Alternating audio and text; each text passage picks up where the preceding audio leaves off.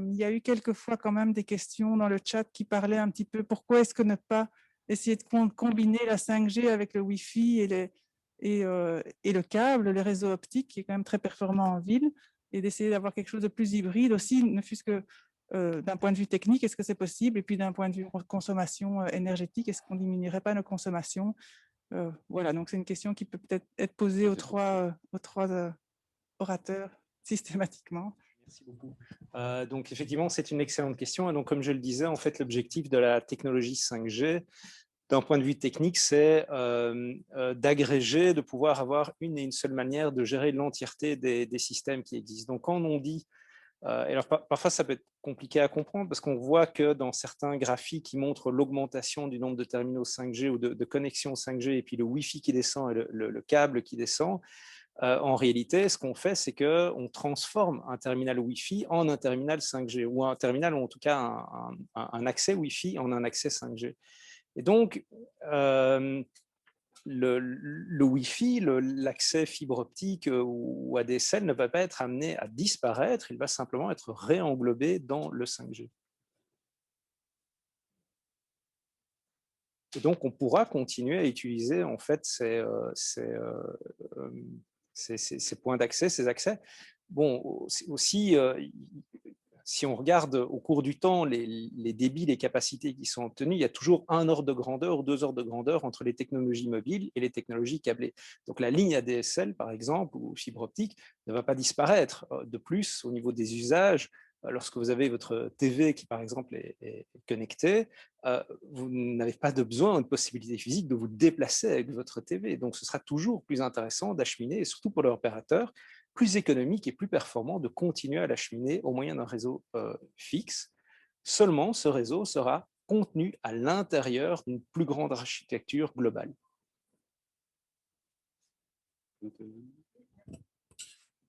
Je rebondis un petit peu aussi sur la question du Wi-Fi, par exemple. On voit comme argument pour la 5G, le développement de la télémédecine, mais en fait la télémédecine est déjà très développée et fonctionne majoritairement, je dirais, par du télémonitoring, par exemple, pour prendre une application courante ici en Belgique, mais qui fonctionne très bien avec le Wi-Fi et où la latence, à vrai dire, n'a vraiment pas beaucoup d'importance. Et quand on nous parle de télémédecine où la latence aurait de l'importance, serait par exemple la chirurgie à distance. Un chirurgien à distance, il sera de point fixe à point fixe.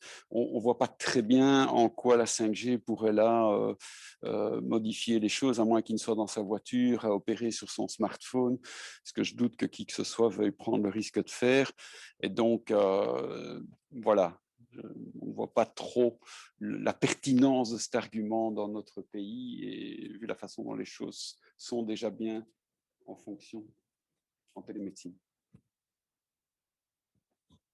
Merci. Je ne sais pas si Anne-Cécile, vous voulez ajouter quelque chose sur ce point-là? Oui, je rejoins effectivement l'avis qui vient d'être donné sur la télémédecine, les applications envisagées. Il y a eu une première expérimentation en Chine sur une opération à distance où il y avait 3000 km de distance. Mais là aussi, j'ai du mal à voir pourquoi la 5G dans ce cas-là et pourquoi pas des réseaux filaires. Donc, un des arguments avancés, c'est les zones rurales, mais comme on l'a vu, la 5G est surtout efficace d'un point de vue énergétique. Elle est surtout efficace dans les zones denses et pas du tout dans les zones rurales. Donc il y a vraiment un équilibre très complexe à trouver entre les différents usages avancés, leur pertinence, et puis de l'autre côté, les performances qu'on peut attendre, les coûts énergétiques que ça engendre, et puis tous les aspects économiques derrière. Tout à fait. Alors peut-être une question plus pratique. Que penser de l'implantation d'un pylône de 36 mètres avec 21 antennes à proximité des habitations? Donc ça, les gens se posent aussi beaucoup de questions. Donc c'est le cas dans ma commune. Est-ce que c'est dangereux? Est-ce qu'il faut s'en faire? Est-ce que vous pouvez répondre à ces gens? Il faut se retourner vers le législateur, puisqu'il y a effectivement contrôle à la base, à Bruxelles avec permis d'environnement, en Wallonie, c'est l'ICEP qui a en charge justement le respect des normes. Et donc, voilà, je dirais aussi que à l'heure actuelle, nous avons des normes qu'on peut juger très, très contraignantes et safe par la même occasion. Donc, qu'est-ce qu'il en sera par la suite? On le verra. Néanmoins, cette question-là, elle est réglée en amont par ces normes. Ok, merci. Oui. Par rapport à ça, un point intéressant, c'est de voir aussi que dans la construction européenne, par exemple, des opérateurs de télécom, il y a eu des approches depuis le début, même depuis le GSM, tout à fait différentes. Et donc, par exemple, je pense qu'il y a un exemple qui est très intéressant, c'est celui de l'Angleterre, dans lequel le régulateur des télécoms, donc Ofcom, a imposé dès le début une mutualisation des sites d'antennes. C'est-à-dire qu'on n'a pas vu, en Belgique, on a vu apparaître 3 antennes pour 3 opérateurs différents, à peu près au même endroit, alors que Ofcom a imposé ça. En Espagne, par exemple, il y a une idée entre les opérateurs de se prêter des sites d'antenne sur une logique de je te donne, tu me donneras plus tard, où en fait ils s'échangent des trous dans le réseau. Ben, on va pouvoir, grâce aux techniques d'opérateurs réseau virtuels, on va pouvoir se prêter des sites d'antenne. Donc peut-être que là, il y a quelque chose à faire aussi en termes effectivement d'urbanistique et de modération du nombre de sites. Ouais, je rejoins cet argument. Effectivement, en France, c'est pareil, on a 4 opérateurs et du coup, l'ARCEP incite ces opérateurs à partager des sites d'antenne, puisque sinon, ça fait couvrir 4 fois le territoire national de manière avec des infrastructures différentes, et donc 4 fois le coût pour une même zone géographique, d'un point de vue énergétique et économique. On va reprendre quelques questions qui avaient été posées avant. L'orateur précédent n'avait pas pu répondre. Je vous en reprends quelques-unes.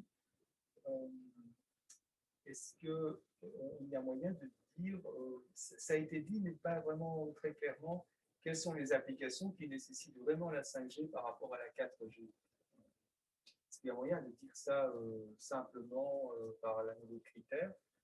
Et alors, il y a aussi une autre question, ça c'est certainement pour Jean-Michel, c'est la sécurité dans le cadre des cyberguerres. Tu en as parlé un petit peu, de la sécurité, mais vu que c'est un sujet qui monte. Et puis, une autre question qui avait été posée, c'était le rôle des satellites dans la 5G. D'accord. Alors peut-être, voilà, j'aurais voulu récupérer mon slide PowerPoint parce que il y a vraiment une figure qui va permettre de comprendre extrêmement rapidement tout cela.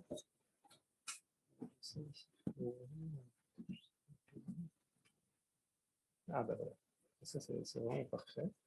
Et alors, je ne sais pas si on peut partager cette slide. Oui. D'accord, donc je vais vous passer vraiment une slide extrêmement rapidement qui, je pense, répond très très bien à la question. Donc, comme je disais, il y a plusieurs réseaux 5G, ce sont des objectifs. Et donc, voilà, en fait, on a ici une carte donc, qui montre bien le... Bon, sinon, ça peut rester comme ça, je pense que c'est assez clair.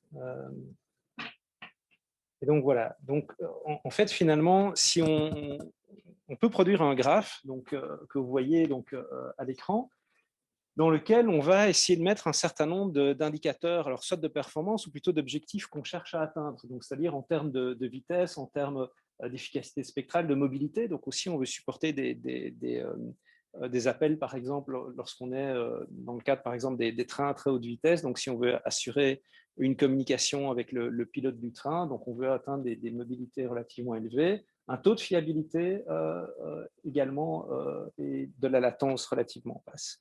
Et donc, si on place la 5G qui se veut un one size fits all, c'est-à-dire un taille unique par rapport à ça, et qu'on place la 4G, on voit qu'en fait, la 4G couvre un certain nombre d'objectifs, mais n'atteint pas les objectifs typiquement liés, donc vous voyez en bas dans le graphique, liés au fait d'avoir une fiabilité extrême et une latence très basse.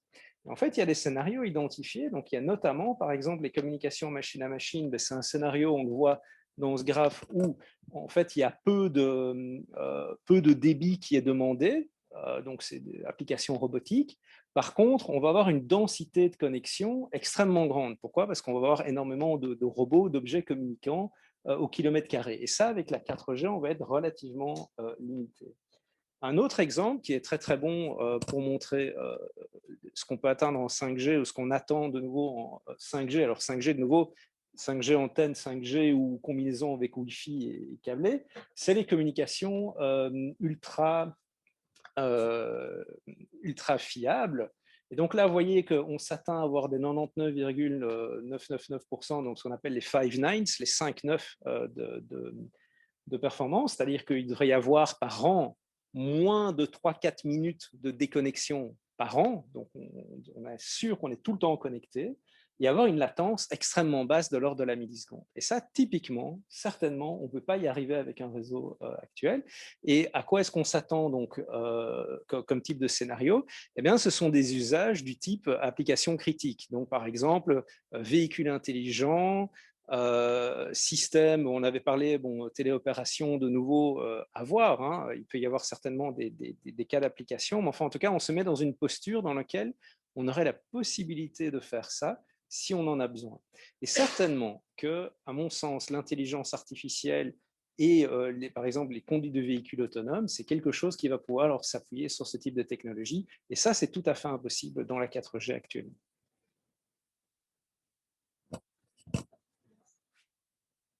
La cyberguerre, est-ce qu'il y a quelque chose à rajouter par rapport à ce que tu as dit en matière Oui, de alors sécurité? très rapidement, pour ne pas prendre trop de temps, donc effectivement, comme je le disais, la difficulté, c'est que c'est une architecture relativement poreuse.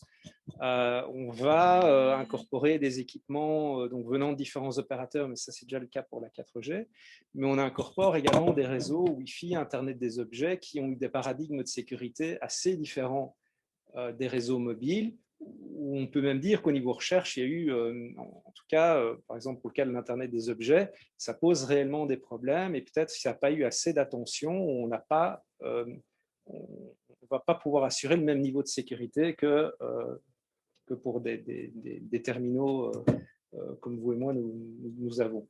Donc là, effectivement, c'est réellement un risque, et je crois que cette approche de dire il faut absolument se poser la question, il faut être raisonnable et il faut mitiger, il faut s'arranger pour diluer un petit peu les risques, c'est certainement une bonne approche. Donc c'est ce qui est fait au niveau de l'Union européenne.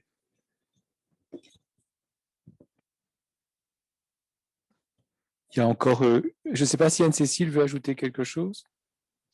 Non, pas spécialement. Effectivement, je pense que, comme le mentionnait l'orateur, effectivement, il faut se poser la question de ces usages. Et ce qui est embêtant, je trouve, actuellement, c'est qu'effectivement, au niveau de l'Union européenne, on se pose la question de ces usages, mais très souvent, on pose la question non pas aux utilisateurs finaux que nous pouvons être, mais à des utilisateurs bien spécifiques, l'industrie automobile ou à certains utilisateurs. Alors peut-être que ça veut dire que la 5G ne sera du coup déployée que pour ces utilisateurs, hein. Peut-être que c'est vers ça qu'on s'achemine, mais il me semble que si un jour on arrive à avoir tous des antennes 5G dans nos smartphones, il serait quand même pertinent de s'interroger sur l'usage réel et sur nos besoins réels en tant que consommateurs. Oui, c'était en fait la réflexion d'hier soir, hein, de Dominique Boulier, qui va revenir encore cet après-midi certainement, puisqu'il y aura encore des exposés. Peut-être on pourrait terminer avec deux questions qui ont été posées encore sur la santé. Il y a quelqu'un qui demande s'il y aurait un effet particulier sur les spermatozoïdes. On sait qu'il y a une baisse très très forte, hein, pour des tas de raisons depuis 30-40 ans sur les spermatozoïdes dans la population, en tout cas en Europe, entre autres. Est-ce qu'il y a quelque chose à dire là-dessus? Et deuxièmement, il y a quelqu'un qui demande également si tu peux un peu mieux réexpliquer l'effet sur les insectes et si ça touche aussi d'autres animaux que les insectes. Alors, sur la spermatogénèse, comme on dit, effectivement, elle est en réduction moyenne, mais du fait surtout de ce qu'on appelle les disrupteurs hormonaux environnementaux et qui sont en particulier dans ce que l'on mange et ce que l'on boit ou les récipients de ce que l'on boit, hein, certains plastiques. Et donc, ça, en tout cas, maintenant, concernant les radiofréquences, il y a eu des études qui semblaient montrer un impact, mais sans qu'elles puissent être reproduites, sans faire de jeu de mots en parlant de spermatogénèse. sans que ces études ne puissent être reproduites de façon indépendante, c'est-à-dire que d'autres chercheurs ne retrouvent la même chose de leur côté avec les mêmes conditions. Et donc, non, bien sûr, on dira, ben, si comme moi vous utilisez une oreillette mais qu'elle est filaire pour les garçons, ben, ne mettez pas votre GSM ici, juste en face.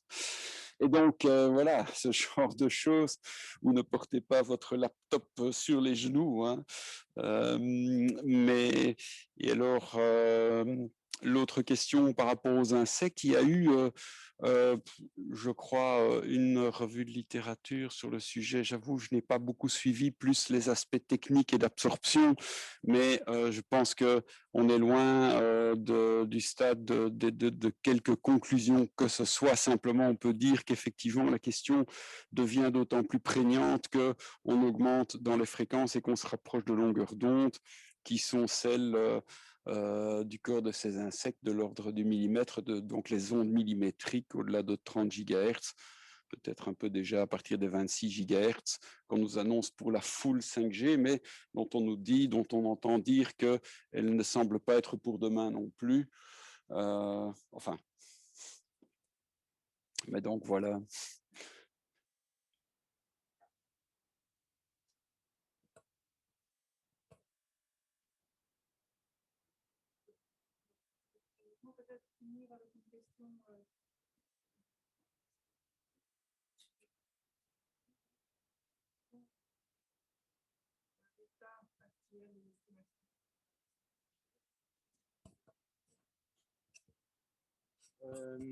Alors, c'est très difficile d'avoir une boule de cristal, évidemment, à partir du moment où tout est en définition. Donc, comme je disais, il y a vraiment l'idée de...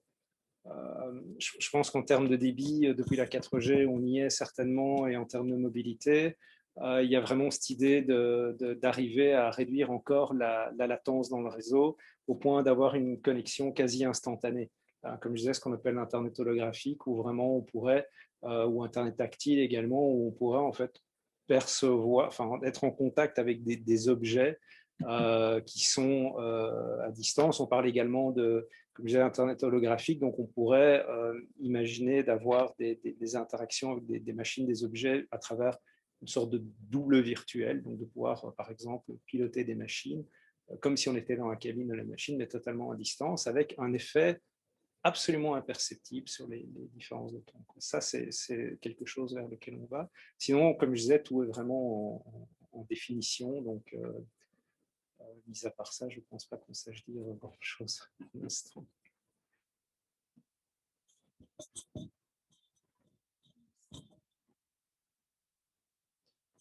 Peut-être par rapport à ça, et peut-être justement par rapport aux usages de la 5G un petit peu pour introduire, c'est que je pense qu'aussi il faut voir, enfin mon sentiment, c'est que souvent ces technologies, ce sont des technologies qui vont permettre d'autres possibilités. Il est quand même très difficile, les ingénieurs, il faut le reconnaître, sont assez mauvais là-dedans, de pouvoir imaginer quels vont être les usages.